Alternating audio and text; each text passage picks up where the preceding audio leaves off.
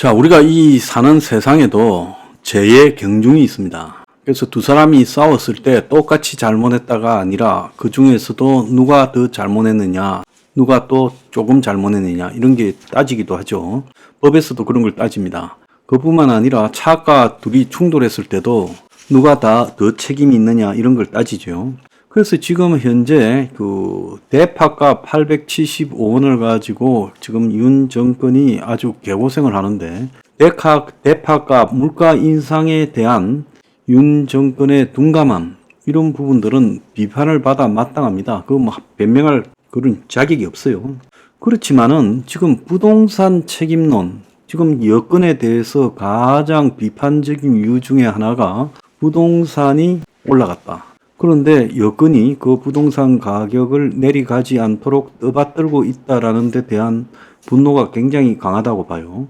그 분노가 부동산 폭등 책임론, 기득권 지향으로 여건을 향하고 있다는 겁니다. 자, 그러면 이 부동산 책임에서 문재인의 책임과 윤석열의 책임이 몇 대 몇이냐고 한번 가려봅시다. 부동산이 폭등하기 시작한 것은 문 취임 직후부터입니다. 정확하게 말하면 직전부터 오르기 시작해서 계속 올랐어요. 2022년 중반기까지 올랐습니다. 그러다가 결국 정권 바뀌고 부동산이 내려가기 시작했죠. 2022년 하반기부터요. 그래서 2023년에 좀 내려가려니까 이제 정권이 부동산 가격을 떠받드는 정책을 모기지론이라든지 각종 규제 완화로 했어요. 여기서 정권의 잘못은 부동산이 내려가면 내려가는 대로 내버려 두고 금융회사나 건설사가 부도나면 부도나는 대로 내버려 두고 이것이 문재인 정권의 책임이었다라고 명확하게 국민에게 알리면서 정권은 부동산 가격이 내려가는 데 따른 경제나 금융위기 책임을 감수하고도 국민들 편에 서서 가격 하락이 맞다. 지금은 이건 투기 가격이었다라고 하지 않은 책임입니다. 이 책임도 적지 않지만은 임기 내내 부동산과 싸우는 척 하면서 부동산 가격을 폭등시킨 문재인 정권의 책임이 주 원인이고 이걸 갖다가 제대로 부동산 가격을 시장에 맡기면서 떨어지도록 하지 않고 경제를 살린다는 이유로 이걸 갖다가 다시 되살려 보려고 하면서 되살리지도 못하고 있는 윤 정권의 책임이 그 다음이라는 거예요. 그러면 이걸 재의 경중으로 따지면 저는 7대 3이라고 보고 있습니다. 부동산 문제에 대한 책임의 70%는 문재인, 윤석열 정권은 30% 정도의 책임이 있다라고 보고 있어요. 차라리 처음부터 문재인의 부동산 폭등에 대한 비판으로 가면서 부동산이 터지도록 내버려 두고 터지면 터진 대로 책임을 묻는 것이 맞았다고 저는 보고 있습니다. 자, 그런데 그걸 갖다가 미련하게 살리려고 한 책임이 있지만 그렇다고 주범은 아니죠. 주범이 저질러 놓은 것을 제대로 설거지를 못한 책임이 있다라는 겁니다. 자, 그래서 그런 것과 대파값 875원이 합리적인 가격이라고 한 윤석열의 문제를 같이 놓고 봐서는 안 된다는 거예요. 대파값이라는 것은 전반적으로 우리 사회에 일고 있는 인플레이션 분위기인데 이건 우리 사회뿐만 아니라 전 세계적인 현상이고 지금 미국도 이걸 수습 못해서 난리가 난 겁니다. 그래서 정권이 어쨌든 인플레이션에 대처하는 방법론에서 틀렸다라는 부분에서 비판을 받아 마땅합니다. 그렇지만은 이것이 본질적인 모순은 아니다는 거예요. 화는 딴 데서 나놓고 엉뚱하게 또 다른 데다 화풀이하는 그야말로 어디서 빰 맞고 어디서 화풀이한다.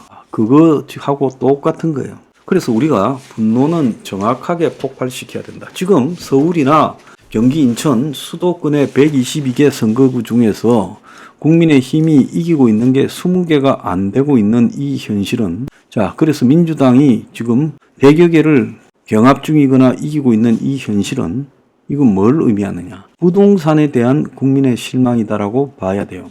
젊은 층이 지금 서울을 대거 이탈해서 문 정권 집값 폭등에 대해서 이번 선거에서 어떤 심판으로 나올 것인가. 자, 이거 오늘 한 언론의 제목이에요. 2000년 이후 한 번 빼고 여당이 서울에서 열세였다. 집값 상승에 20대 40대가 빠지고 고령층이 늘어났다. 그래서 서울에서 고령화가 지금 계속되고 있다는 거예요. 여당은 2012년 치러진 19년 총선 때부터 서울 지역에서 의석수가 줄고 있고 문재인 정부 들어서 급격하게 오른 집값으로 집값 문제에 예민한 20, 30대 이 사람들이 스윙보트죠. 이쪽 밀었다가 저쪽 밀었다가 여기에 친야 성향이 강한 40대까지 타 지역으로 밀려났어요. 상대적으로 지금 현 친여 성향이 강한 60대 이상 인구가 급증하고 있어요.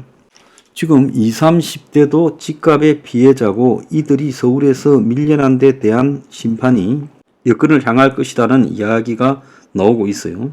자, 서울에서 48석이 걸려 있는데 전체 20%가 서울 지역구예요.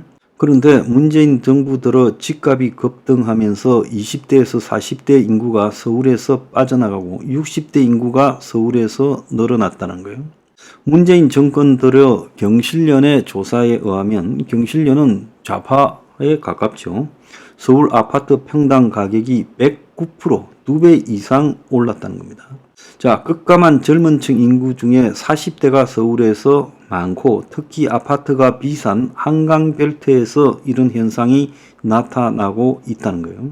자, 여당은 2000년 들어서 총선 한 번을 제외하고 민주당한테 밀리는 모습을 보여왔다는 거예요. 그래서 서울 선거에서 18대 이명박 때 총선을 빼고는 2000년 이후에 서울 지역구 비중이 38%를 넘어선 적이 없다는 거예요. 점점 밀리는 모습이 나타났어요. 민주당은 반면 18대는 17%였지만 지금 21대는 서울 지역구가 84%를 차지하는 증가세를 보였어요. 자, 그래서 지금 이런 부동산 문제가 서울에 영향을 미칠 거다. 서울에 영향을 미치는 것뿐만 아니라 경기 인천 선거도 결정적일 거라고 보고 있습니다. 그래서 부동산이 이번 총선을 좌우한다라고 봤을 때 과연 이 부동산에 대해서 누가 어떤 선택을 할 것인가? 솔직히 그 분노는요, 1차적으로는 문재인 정권을 향해야 되죠. 과거에 노무현 정권이 국민들한테 불신당하면서 정권 교체가 된 원인이 어디에 있다고 보십니까? 두 차례에 걸친 부동산 폭등이 노무현 정권 5년 동안에 일어났는데 노무현 정권은 부동산 투기 공화국이었다라는 그런 비판을 받았지요. 자, 마찬가지로 지금 문재인 정권이 들었을 때 제가 평론에서 여러 차례 말했습니다. 이 문재인 정권은 노무현 정권 2가 될 거다. 여기서 부동산 투기 공화국이 될 가능성이 유사하다 했는데 투기꾼들이 귀신같이 알아차리고 문재인 정권 출범 직전부터 부동산 가격을 띄우기 시작했어요. 그래서 결국 문재인 정권은 그 부동산에 대해서 무능함을 보였고 사실상 방치했고 그러면서 부동산에 대한 통계 조작까지 하면서 부동산 폭등을 아닌 것처럼 하려고 해서 그 지금 수사 중이잖아요.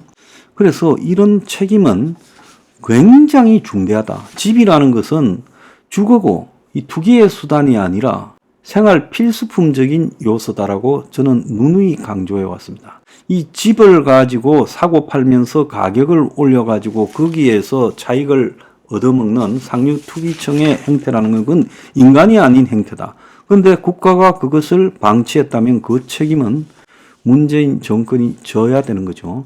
그래서 윤석열 정권 들어서 부동산의 폭등 여부, 윤석열 정권은 부동산이 이제 내려가는 타이밍에 들었었고 또 그것이 좀 내려가는 걸 갖다 올려보겠다고 미련하게 문재인 정권의 부동산 실정을 폭로하지 않고 그걸 갖다가 더 바치겠다고 기득권적 입장에서 건설사나 언론사의 이해관계에 영합한 부분이 잘못인 거예요. 그 비판이 지금 윤석열 정권을 향하고 있다는 거예요. 그렇지만은 근본적으로 부동산을 2배로 올린 것은 문재인 정권이라는 겁니다. 자, 그래서 문재인 정권이 부동산 문제에서 책임이 70% 있다. 그러면 부동산에 이 피해를 겪고 있는 40, 50대나 20, 30대가 도대체 어떤 선택을 해야 될 건가? 그럼 뻔하지 않습니까? 그들은요, 문재인 정권에 대해서 먼저 비판하고 그를 개성하는 정치 세력에 대해서 심판을 해야죠. 이런 책임들을 도외시하고요, 대파값 가지고 따질 때는 아니라는 거예요.